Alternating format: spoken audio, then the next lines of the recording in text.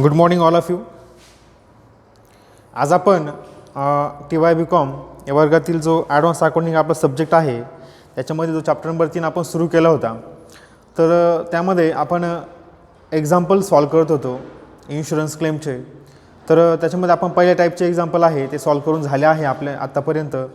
पहिल्या टाईपचे एक्झाम्पल म्हणजे लॉस ऑफ स्टॉक पॉलिसी, म्हणजे स्टॉकचा लॉस जो आहे तो झाल्यामुळं त्याची क्लेम, इन्शुरन्स क्लेम, त्याची भरपाई कशी भेटेल, किंवा जो स्टॉक आहे त्याचा लॉस झाल्यामुळं त्याची भरपाई मिळावी म्हणून जो इन्शुरन्स क्लेम काढला असतो आपण, कंपनीने काढलेला असतो, त्याला आपण लॉस ऑफ स्टॉक पॉलिसी असं म्हणत असतो. आणि आता आपण जे सेकंड टाईपचे एक्झाम्पल बघणार आहोत, तर ते एक्झाम्पल बघा. दुसरा टाईपचा जो इन्शुरन्स आहे तो म्हणजे कोणता, लॉस ऑफ प्रॉफिट. म्हणजे स्टॉक डिस्ट्रॉईड झाल्यामुळं आपला काही जो लॉस होतो, प्रॉफिट होणारा होता परंतु प्रॉफिट आपलं कमी झाला असेल किंवा प्रॉफिट झालाच नसेल, हा प्रॉफिटचा लॉस आहे तो भरून काढण्यासाठी जी इन्शुरन्स पॉलिसी काढली जाते त्याला आपण काय म्हणत असतो, लॉस ऑफ प्रॉफिट पॉलिसी. हे आपण याच्या आधी थेरॉटिकल पार्टमध्ये सगळं बघितलेलं आहे. इथं मी एक एक्झाम्पल घेतलं आहे. त्या कंपनीचं नाव आहे Sukhadia traders. Surat holds a loss of profit policy. हा जो ट्रेडर्स आहे त्यांनी लॉस ऑफ प्रॉफिट पॉलिसी ही घेतलेली आहे. From the following information calculate the amount of claim under a loss of profit policy. आपल्याला जी इन्फॉर्मेशन आलेली आहे एक्झाम्पलमध्ये त्याच्यावरून आपल्याला काय करायचं आहे, क्लेम किती मिळायला पाहिजे आपल्याला, आपला लॉस किती झाला हे आपल्याला कॅल्क्युलेट करायला एक्झाम्पलमध्ये लावलेलं आहे. बघा, तर ह्या एक्झाम्पलमध्ये साधारणपणे आपलं जे फिनान्शियल इयर आहे हे एक्झाम्पलमधलं ते आपलं आहे 1 जानेवारी ते 31 डिसेंबर, असं 12 महिन्याचं काय हे फिनान्शियल इयर आहे. आपलं जी इन्फॉर्मेशन आहे की साधारणपणे 1 जानेवारी पासून 2014 पासून ते 15 ह्या कालावधीची साधारणपणे आपली इन्फॉर्मेशन इथं आलेली आहे. बघा, आपलं जे इयर एंड होतं आहे तर ते इयर एंड 31 डिसेंबरला आहे. हा एक मुद्दा महत्त्वाचा आहे. तर फायर ऑकर ही 30 एप्रिल 2015ला झालेली, म्हणजे 30 एप्रिल 2015ला काय झाली, फायर ऑकर झालेली. तर बघूया आपण याच्यामध्ये आपल्याला काय काय कॅल्क्युलेशन करायचे आहे ते. आपण फर्स्ट एक्झाम्पल आहे आपल्या ह्या टाईपचं म्हणून बघूया आपण एक एक गोष्ट. बघा, याच्यामध्ये पहिलं आपल्याला कॅल्क्युलेशन करायचं आहे ते म्हणजे कॅल्क्युलेशन ऑफ शॉर्ट सेल्स. आता शॉर्ट सेल्स म्हणजे काय, की जेवढा सेल्स व्हायला पाहिजे होता किंवा मागच्या वर्षी ह्या कालावधीमध्ये जेवढा सेल्स झाला होता तेवढंच सेल्स ह्या वर्षी ह्या कालावधीमध्ये व्हायला पाहिजे, परंतु फायर ऑकर झाल्यामुळं किंवा लॉस वगैरे झाल्यामुळं आपला सेल्स किती कमी झाला तर आपण शॉर्ट सेल्स असं म्हणतो असतो. उदाहरणार्थ मागच्या 12 महिन्यामध्ये सेल्स हा 1 लाख रुपये झाला होता, परंतु ह्या 12 महिन्यामध्ये सेल्स हा 50,000चा झाला. याचा अर्थ शॉर्ट सेल्स किती आला, 50,000चं काय आलं, आपला शॉर्ट सेल्स आला. शॉर्ट म्हणजे किती कमी झाला सेल्स आपला, हे आपल्याला पहिल्यांदा कॅल्क्युलेट करायचं. त्यासाठी एक इन्फॉर्मेशन इथं आलेली बघा. सेल्स 1 मे 2014 टू 30 ऑक्टोबर 2014 हा आहे 4,50,000चा, आणि जो सेल्स आहे ह्या वर्षाचा तो आहे 2 लाखाचा. म्हणजे फायर ऑकर कधी झाली होती बघा, फायर ऑकरची डेट इथं आपल्याला आली आहे 30 एप्रिल 2015चा, नाही का. फायर ऑकर 30 एप्रिलला झालेली, ठीक आहे. 30 एप्रिल म्हणजेच तसं पाहिलं तर आपण 30 एप्रिलनंतर 1 मे सुरू होतो, म्हणजे 1 मे ही स्टार्टिंग असेल. म्हणजे 1 मे पासून म्हणजे फायर ऑकर झाल्यानंतर फायर ऑकर कधी झाली, 30 एप्रिलला झाली, 30 एप्रिल 2014ला, ठीक आहे. तर फायर ऑकर झाल्यानंतर आपला सेल्स किती कमी झाला हे आपल्याला फाइंड आउट करायचं आहे, किंवा आपली इन्फॉर्मेशन ती दिलीच आहे. तर बघा, 30 एप्रिलला बघा, 30 एप्रिल 30/4/15ला फायर ऑकर झालेली, फायर ऑकर आहे, फायर आलेली आहे 30 एप्रिल 2015ला. आता त्याच्यानंतर कधी स्टार्ट होतो कालावधी, 1/5/15, नाही का. 1/5/15 पासून पुढे तर 10 ऑक्टोबर 2014 15 किंवा 31 ऑक्टोबर 2015 हा जो कालावधी बघा, हा कालावधी म्हणजे फायर ऑकर झाल्यानंतर या कालावधीमध्ये होणारा सेल्स. आणि सिमिलरली मागच्या वर्षी म्हणजे 1 मे किंवा 1/5/2014 ते 31/10/2014 ह्या कालावधीमध्ये किती सेल्स होता आणि ह्या कालावधीमध्ये किती सेल्स आहे, दोघांचं आपलं काय करायचं आहे, कंपॅरिझन करायचं. त्याच्यामुळे शॉर्ट सेल्स किती झाला हे आपलं काय करायचं आहे, फाइंड आउट करायचं आहे, ठीक आहे. एक लक्षात ठेवा, मी तुम्हाला सांगितलं पॉईंट की फायर ऑकर कधी झालेली आहे 30 एप्रिल 2015ला, ठीक आहे. शॉर्ट सेल्स आपल्याला फाइंड आउट करायचं आहे. त्यासाठी आपल्याला सिमिलर 1/5/15ला पासून पुढे तर 31/10/2015 ह्या कालावधीमध्ये किती सेल झाला आणि सिमिलरली मागच्या वर्षी 1/5/14 ते 31/10/2014 ह्या कालावधीमध्ये किती सेल झाला यांची आपल्याला काय करायची कंपॅरिझन करायचं. बघा सेल्स फ्रॉम इथं पहिल्यांदा घेऊ आपण सेल्स फ्रॉम 1/5/2014 म्हणजे आपल्याला मागच्या वर्षाचा कालावधी घ्यायचा आहे 14 to 31 ऑक्टोबर 2014 किती सेल्स बघा तुम्हाला दिलेलं आहे एक्झाम्पलमध्ये दिलेलं आहे 4,50,000 इथं रुपीज म्हणू आपण 4,50,000 4,50,000चा सेल्स म्हणजे हा मागच्या वर्षीचा सेल्स आहे. बघा लेस सेल्स फ्रॉम 1/5/2015 to 31 ऑक्टोबर 2015 किती अमाऊंट आहे त्याची बघा 2 लाख रुपये अमाऊंट आहे 2 lakhs.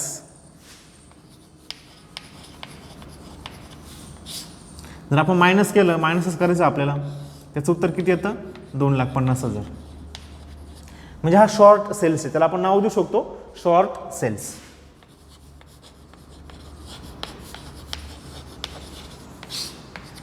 $2,50,000 आता शॉर्ट सेल्स याचा अर्थ कळलाय तुम्हाला की फायर ऑकर कधी झाली होती 30 एप्रिल 2015 आणि 30 एप्रिल 2015 पासून म्हणजेच 1/5/2015 पासून ते 31/10/2015 पर्यंत आपला सेल झाला होता 2 लाख रुपये.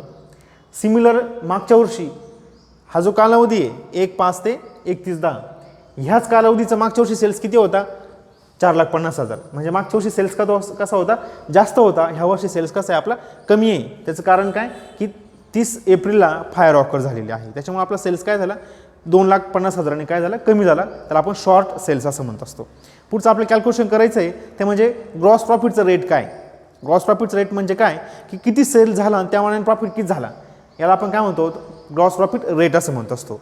100 रुपयाचा सेल केला आणि आपल्याला 20 रुपये प्रॉफिट झाले याचा अर्थ 20% प्रॉफिट झाला हेच आपलं इथे कॅल्क्युलेट करायचं. याच्या आधी आपण एक्झाम्पलमध्ये कॅल्क्युलेट केलेलं आहे calculation of gross profit rate. 2 नंबरची वर्किंग नोट आहे calculation of gross profit rate. Gross प्रॉफिटचं रेट आपल्याला कॅल्क्युलेट करायचं आहे. रेटचा अर्थ कळतो ना किती सेल झाला आणि त्या मानाने आपल्याला प्रॉफिट किती झाला याचा जो प्रमाण आहे याचा जे रेशो आहे त्याला आपण ग्रॉस प्रॉफिट रेट असं म्हणत असतो. मग फॉर्म्युला समजून घ्या पाठ करा. Net profit plus insured standing charges divide by काय असेल बरं sales for the last year.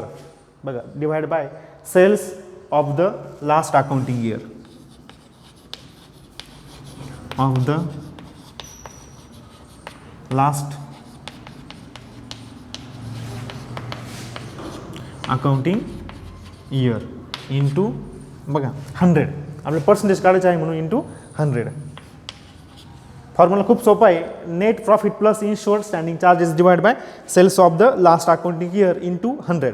आता इन्शुअर्ड स्टँडिंग चार्जेस म्हणजे काय हे तुम्हाला मी थेरॉटिकलमध्ये सांगितलेलं आहे PPTमध्ये. आता इन्शुअर्ड स्टँडिंग चार्जेस म्हणजे काय मी पुन्हा सांगतोय की आपण ज्यावेळेस इन्शुरन्स किंवा आपण काय म्हणू फायर ऑकर झाल्यामुळं आपला काही लॉस होत असेल तर तो लॉस होत असताना आपल्याला ज्या काही फीज वगैरे भराव्या लागतात जे काही आपल्या ॲप्लिकेशन वगैरे इन्शुरन्स कंपनीकडे करावं लागतं लिगल वगैरे अशा काही ज्या सगळ्या फीज वगैरे आहेत ते क्लेम काढताना वगैरे आपल्याला ज्या फीज पेड करावं लागतं त्याला आपण इन्शुअर्ड स्टँडिंग चार्जेस असं म्हणतो. थोडक्यात इन्शुरन्स कवर घेण्यासाठी तो क्लेम पास करण्यासाठी जो काही आपण खर्च करतो त्या खर्चाला आपण इन्शुअर्ड स्टँडिंग चार्जेस असं म्हणत असतो.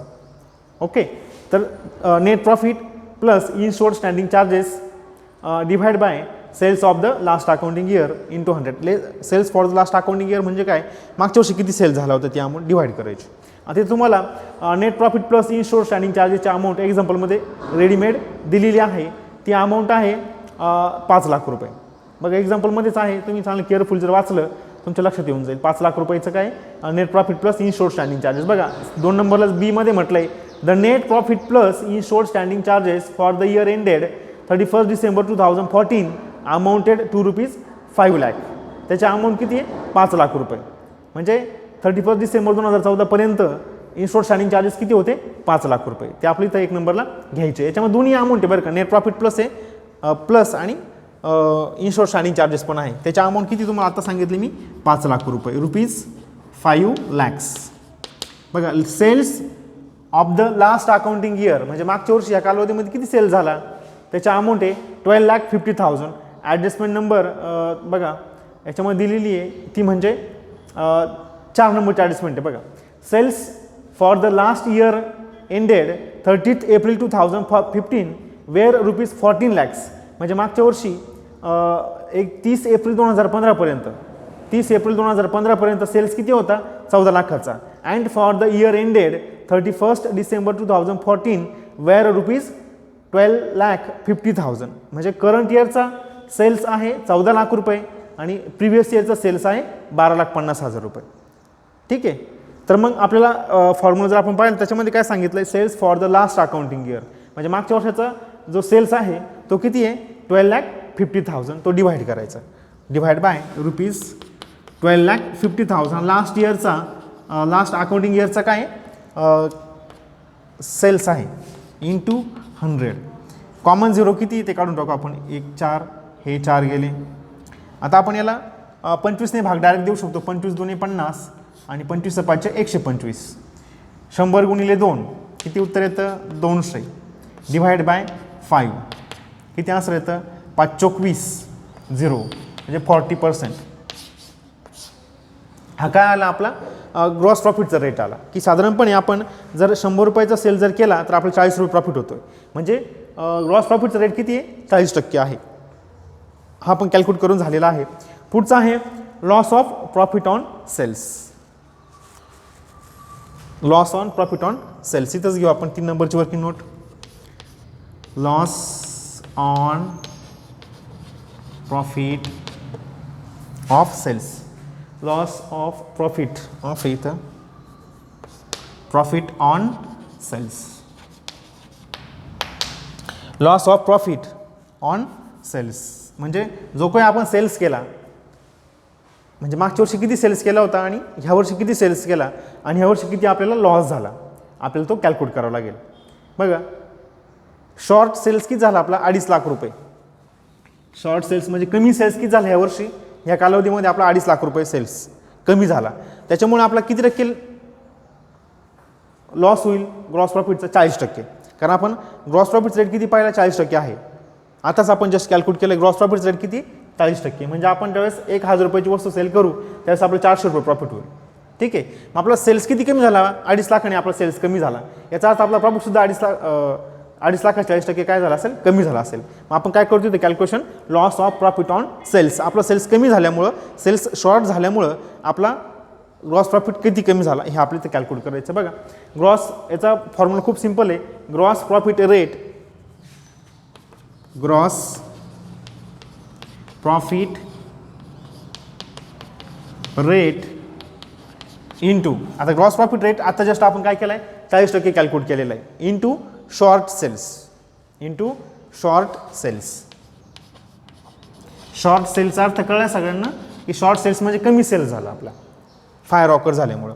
आता ग्रॉस प्रॉफिट किती आहे 40% इंटू शॉर्ट सेल्स आपला आहे 2,50,000.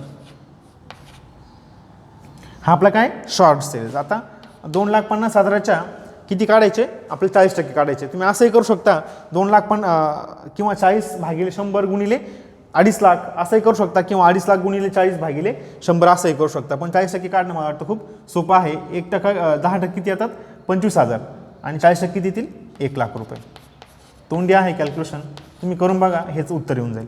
म्हणजे याचा अर्थ आपला शॉर्ट सेल्स झाल्यामुळं आपला प्रॉफिट किती रुपयाने कमी झाला 1 लाख रुपयाने काय झालं कमी झाला. Loss of profit. बघा थोडं वरती घेतो मी जागा कमी पडेल आपल्याला.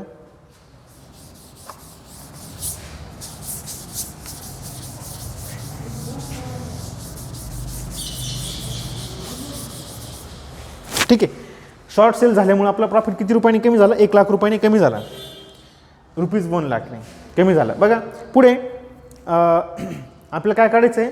Loss of profit on sales. Loss on profit on sales. मग आता फायर ऑकर झाल्यामुळं आपले इतर काही एक्सपेन्सेस वाढले असतील, काही एक्सपेन्सेस काय झाले असतील? इन्क्रीज झाले असतील. हे एक्सपेन्सेससुद्धा आपण काय करायला पाहिजे? ह्या लॉसमध्ये काय करायला पाहिजे? ॲड करायला पाहिजे. कारण आपला लॉस किती रुपये झाला? 1 लाख रुपयाचा लॉस झाला, कारण आपला शॉर्ट सेल झाला. सेल्स कमी झाल्यामुळे आपला 1 लाख रुपयाचा काय झाला? लॉस झाला. आता हा लॉस झाला, ओके, काही अडचण नाही. परंतु फायर ऑकर झाल्यामुळे इतर पण आपले काही चार्जेस वगैरे वाढले असतील, इतर काही खर्च झाले असतील, नाही काही इन्क्रीज एक्सपेन्सेस झाले असतील, ते सुद्धा आपण लॉसमध्ये काय करायला पाहिजे? ॲड करायला पाहिजे, की जेणेकरून आपल्याला खरा लॉस किती, टोटल लॉस किती आपल्याला कळू शकेल. बघा लॉस ऑफ प्रॉफिट किती आहे? 1 लाख. इथं म्हणा loss on loss of profit असं म्हणता येईल आपल्याला, लॉस ऑफ प्रॉफिट. आताच आपण कॅल्क्युलेट केलं आहे, 1 लाख रुपये आहे. ठीक आहे. तर अजून काही एक्सपेन्सेस इन्क्रीज झाले का ते आपण चेक करूया एक्झाम्पलमध्ये. हां झाले. याच्यामध्ये एक ॲडजस्टमेंट सांगितलेली आहे, इन्क्रीज इन एक्सपेन्सेस. त्याच्या अमाऊंट बघा 20,000 रुपयाचे एक्सपेन्सेस काय झाले? इन्क्रीज झाले. त्याच्या ॲडजस्टमेंट नंबर 6 नंबरचे ॲडजस्टमेंट आहे बघा. The expenses incurred to mitigate loss was ₹10,000. हा जो लॉस झाला त्याची पूर्तता करण्यासाठी, त्याची लॉस भरपाई करण्यासाठी आपल्याला खर्च जास्त करावा लागला, तो म्हणजे 20,000 रुपयाचा. तो सुद्धा आपण काय करायला पाहिजे? लॉसमध्ये काय करायला पाहिजे? ॲड करायला पाहिजे. ॲड एक्सपेन्सेस इन्क्रीज झाले म्हणजे इन्क्रीज एक्सपेन्सेस. 20,000 रुपयाचे एक्सपेन्सेस काय झाले? इन्क्रीज झाले, कारण फायर ऑकर झाल्यामुळे 20,000 रुपयाचे एक्सपेन्स काय झाले? इन्क्रीज झाले. ॲडिशन करून घ्यायला काही हरकत नाही आहे. ॲडिशन किती येते? 1,20,000. 1,20,000. बघा अजून काही इन्क्रीज झाले का एक्सपेन्सेस? तर नाही आहे, काय अडचण नाही. आता एक गोष्ट याच्यामध्ये अजून एक ॲडजस्टमेंट आलेली आहे, ॲडजस्टमेंट नंबर 7 नंबरची बघा. The saving in insured standing charges due to fire amounted to ₹5,000. म्हणजे फायर ऑकर झाल्यामुळं आपले इन्शुअर्ड स्टँडिंग चार्जेस जे आहेत ते सेव्ह झालेले, वाचलेले आहे, खर्च कमी झाले. याचा अर्थ आपला लॉस काय झाला? कमी झाला आहे. मग असा लॉस जर कमी होत असेल तर आपण तो काय करायला पाहिजे? लॉसमधून काय करायला पाहिजे? तो लेस करायला पाहिजे. म्हणजे लॉस झाला तर आपण ॲड केले, कारण आपलं लॉस फाइंड आउट करायचे. आणि प्रॉफिट होत असेल तर आपण लॉसमधून तो प्रॉफिट काय करायला पाहिजे? लेस करायला पाहिजे. बघा घ्या याच्यामध्ये लेस सेव्हिंग इन स्टँडिंग चार्जेस. लेस इथं थोडं अलीकडे घेऊ. लेस सेव्हिंग इन स्टँडिंग चार्जेस. 5,000 रुपयाचे स्टँडिंग चार्जेस काय झाले? सेव्ह झाले. 1,15,000. 1,15,000 म्हणजे ॲक्च्युली 1,15,000 आपला लॉस झाला आहे. कशामुळं? फायर ऑकर आल्यामुळं आपला लॉस किती झाला आहे? 1,15,000चा. ग्रॉस क्लेम आपण त्याला असं म्हणू शकतो, कारण जो लॉस झाला आहे तो आपल्याला भरपाई करून घ्यायची इन्शुरन्स कंपनीकडून, म्हणून आपल्याला तो क्लेम वसूल करायचा 1,15,000चा. तर ग्रॉस क्लेम किती आला? 1,15,000. म्हणजे थोडक्यात फायर ऑकर झाल्यामुळं आपलं 1,15,000चं काय झाला? लॉस झालेला आहे. आणि ते लॉस जो आहे त्याची भरपाई घेण्यासाठी आपण जो क्लेम देणार आहे इन्शुरन्स कंपनीकडे, किंवा भरपाई करून घेणार आहे क्लेमची, तर ती 1,15,000 आहे. पुढचा आहे ॲप्लिकेशन ऑफ ॲव्हरेज क्लॉज. आता ॲव्हरेज क्लॉज का वापरावा लागतो? आपल्या सगळ्यांना माहिती आहे. ज्यावेळेस इन्शुरन्स जो काढला आहे त्याची अमाऊंट कमी असते आणि लॉसची अमाऊंट कशी असते? जास्त असते, त्यावेळेस आपल्याला ॲव्हरेज क्लॉजची काय करत असते? गरज पडत असते. म्हणून आपल्याला ॲव्हरेज क्लॉज इथं आपल्याला वापरावं लागेल. बघा इन्शुरन्स क्लेम आपण कितीचं काढला होता? एक्झाम्पलमध्ये आहे अमाऊंट त्याची आहे, पॉलिसी टेकन आहे 4 लाखाची. 4 लाखाची काय पॉलिसी टेकन आहे. ठीक आहे. ॲप्लिकेशन ऑफ ॲव्हरेज क्लॉज काय करायचं तुम्हाला सगळ्यांना माहीतच आहे. इथं आपण घेऊया, तो एक्सप्लेन करतो मी. 4 नंबरची वर्किंग नोट आहे आपली. आता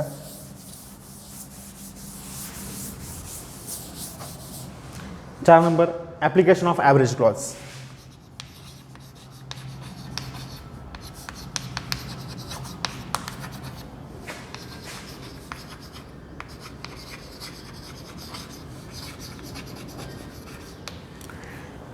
application of average clause. Application of average clause आपल्या इथे यूज करायचं आहे. बघा इन्शुरन्स कवर रिक्वायर्ड. याच्यामध्ये दोन गोष्टी की इन्शुरन्स कवर कितीचा घेतला आणि आपला ॲक्च्युली लॉस किती झाला. इन्शुरन्स कवर्ड रिक्वायर्ड याचा अर्थ असा होतो की फायर ऑकर झाल्यामुळे आपला लॉस किती झाला आणि त्या सगळ्या लॉसची भरपाई आपल्याला जर पाहिजे असेल तर आपल्याला किती इन्शुरन्स क्लेम आपण काढला पाहिजे किंवा किती इन्शुरन्स आपण रिक्वायर्ड आहे, आपलं गरजेचं आहे की जेणेकरून आपला सगळा लॉस रिकवर होईल. म्हणजेच त्याचा अर्थ काय झाला, इन्शुरन्स कवर्ड रिक्वायर्ड. आपल्याला किती इन्शुरन्स कवरची रिक्वायर्डची गरज आहे. बघा त्याचा फॉर्म्युला इझी आहे, is equal to gross profit, इथे खाली घेतो मी, is equal to gross profit. आता आपल्याला माहिती आहे ग्रॉस प्रॉफिटचं रेट किती 40% आहे. Gross profit at 40% on the sales, नाही का, on the sales for the 12 month. म्हणजे ज्या वेळेस फायर ऑकर झाली तिथून पाठीमागे, नाही का, 12 months ending on the date, for the 12 months ending on the date of fire, on the date of fire. त्याचा अमाऊंट आहे 14 लाख. एक्सप्लेनेशन करणार आहे मी. बघा ॲप्लिकेशन ऑफ ॲव्हरेज क्लॉज आपल्याला वापरायचं आहे. का वापरायचं त्याचं कारण तुम्हाला सांगितलं की इन्शुरन्स कवर रिक्वायर्ड म्हणजे आपल्याला किती इन्शुरन्स कवर रिक्वायरची गरज आहे. तर ते कॅल्क्युलेट करण्यासाठी आपण काय केलं की ज्या दिवशी फायर ऑकर झाली, फायर ऑकर काय झाली 30 एप्रिल 2015 झाली. ह्या फायर ऑकर जी झाली त्या डेटला आपला सेल्स किती होता, तो होता 14 लाख रुपयाचा. ॲडजस्टमेंटमध्ये आहे बघा, वाचून दाखवतो तुम्हाला मी. 4 नंबरची ॲडजस्टमेंट आहे, the sales for the year ended 30 April 2015 were ₹14 lakh. Fire occur काय झाली 30 एप्रिल 2015 झाली आणि या 30 एप्रिल 2015 पासून जे पाठीमागचे 12 महिने आहे, ह्या 12 महिन्याचा सेल्स किती होता 14 लाखाचा होता. ठीक आहे, 14 लाखाचा सेल्स होता. मग या 14 लाखावर आपल्याला प्रॉफिट किती व्हायला पाहिजे 40%.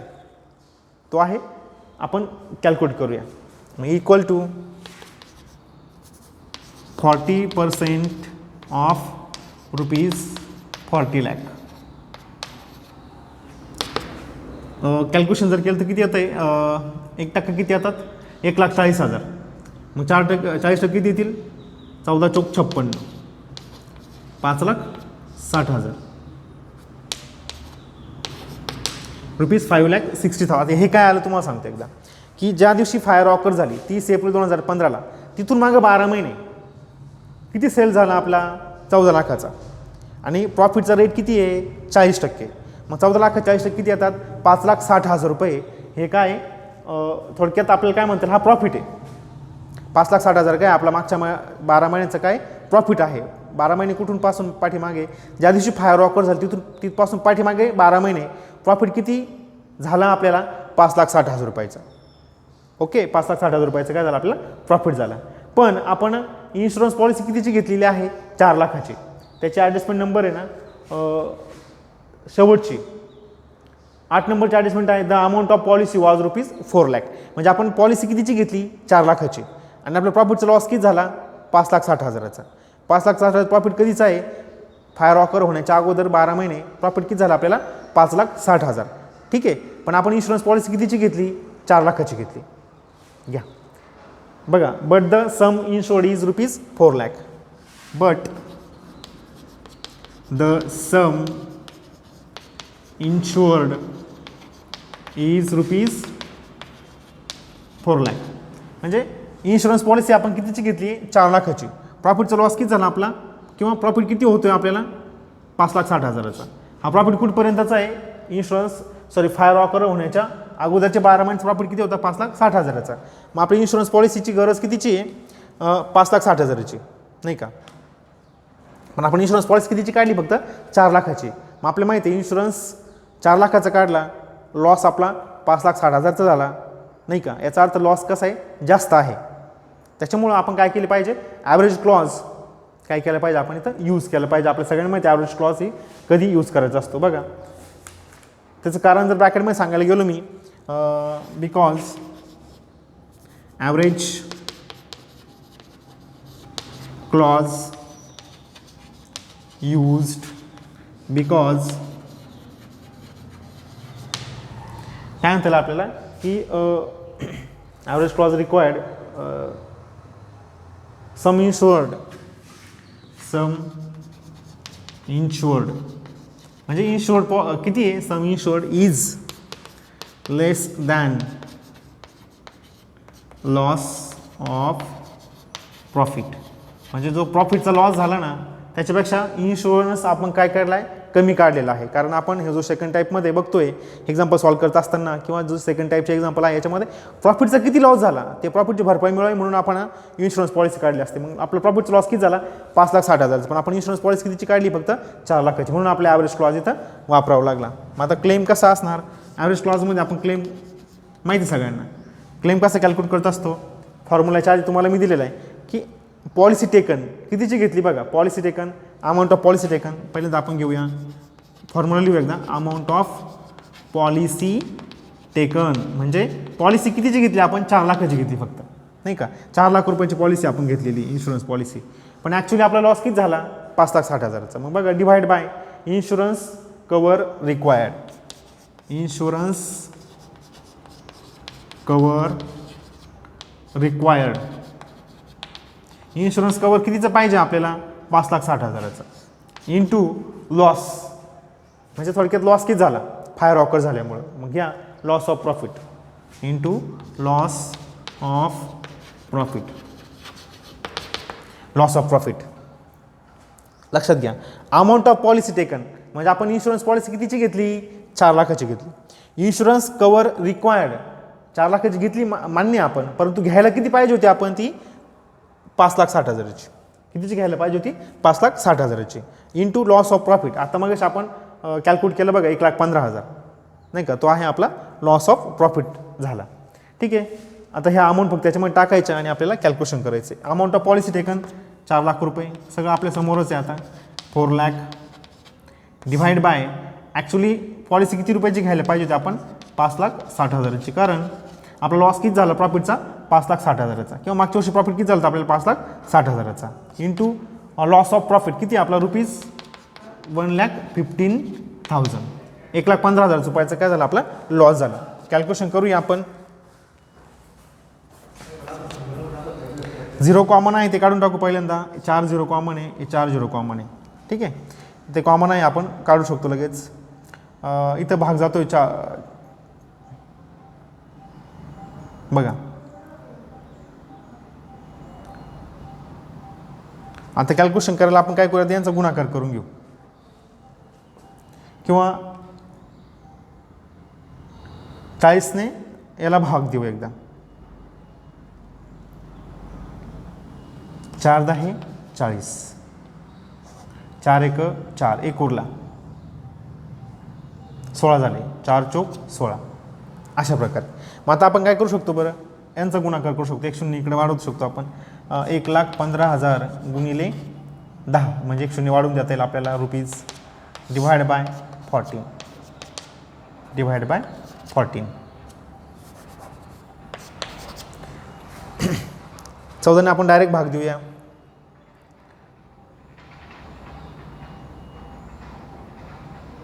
14 1 14 14 पंच 70 14 सक 84 14 7 98 14 8 112 सॉरी 8 112 किती उरले 3 उरले हे किती झाले 30 झाले 14 2 28 28 नाही का पुन्हा 20 उरले 14 1 14 6 उरले 60 14 पंच 70 14 चौक 14 8 14 चौक 56 4 उरले 40 14 8 14 त्रिक 14 2 28 म्हणजे 14,200 काय येतं अमाऊंट बघू आपण कॅल्क्युलेशन करू शकतो पुन्हा 82,143 ठीक आहे, आपण कॅल्क्युलेशन पुन्हा करूया.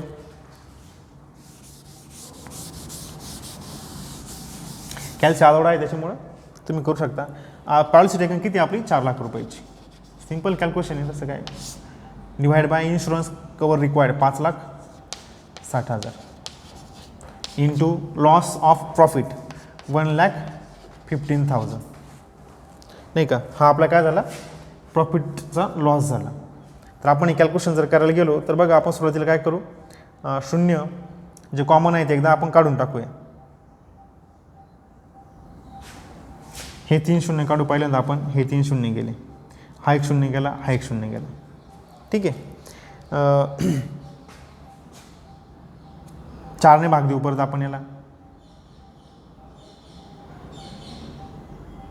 4 10 40. 1 2 3 1 2 3 ओके. 4 1 4 1 उरला 16, 4 चौक 16. ठीक आहे. तर 115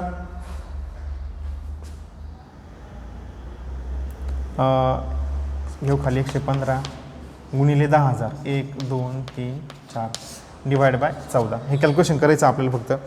एकदा आपण 2 ने भाग देऊन पाहू. 2 ने भाग जातोय. 2 7 14, 2 दुणे 4, सॉरी 2 पंच 10, 1 उरला 15 झाले. 2 7 14, 1 उरला 10 झाले. 2 पंच 10, 1 2 3 57 किती आले, 5,75,000 भागिले 7. आपण साईडला घेऊ तर कॅल्क्युलेशन 5,75,000 भागिले 7. आता भाग द्यायला सोपं जाईल. 7 1 7, 7 8 56, 1 उरला 15 झाले. 7 दुणे 14, 1 उरला 10 झाले. 7 1 7, 3 उरले 30 झाले. 7 चौक 28, 2 उरले 20 झाले. 7 त्रिक 21 नाही. 7 दुणे 14, 6 उरले. 7 8 56, 4 उरले 40. 7 चौक 7 2 14, 7 त्रिक 21, 7 चौक 28, 7 5 35 म्हणजे 82,142.85 नाही का. हा काय आला आपला इन्शुरन्स क्लेम आला आहे. अमाऊंट ऑफ क्लेम आलेले आहे 82,143 येते. ठीक आहे. 143.85 आहे. आपण इथं 43 करून घेऊया. मग इथं म्हणा 82,143. याला काय म्हणायचं, अमाऊंट ऑफ क्लेम. 82,143 आलेला आहे. आपण अमाऊंट फिगर करून घेतली ती, असू द्या, काय अडचण नाही. तर बघा, हे एक्झाम्पलमध्ये आपण काय काय पाहिलं. पहिल्यांदा आपण थोडंसं ओव्हरलुक करूया. पहिल्यांदा शॉर्ट सेल्स काढला म्हणजे फायर ऑकर झाल्यानंतर आपलं प्रॉफिट किती, सेल्स किती होता, आणि सिमिलरली मागच्या वर्षी त्या कालावधीमध्ये सेल्स किती, दोघांचं आपण कंपॅरिझन केलं. शॉर्ट सेल्स आला. शॉर्ट सेल्स नंतर आपण काय केलं की ग्रॉस प्रॉफिटचा रेट काढला. आपल्या सगळ्यांना माहिती आहे, मागच्या एक्झाम्पलमध्ये आपण काढलेलं ग्रॉस प्रॉफिटचा रेट आपण काढून घेतला. नंतर लॉस ऑफ प्रॉफिट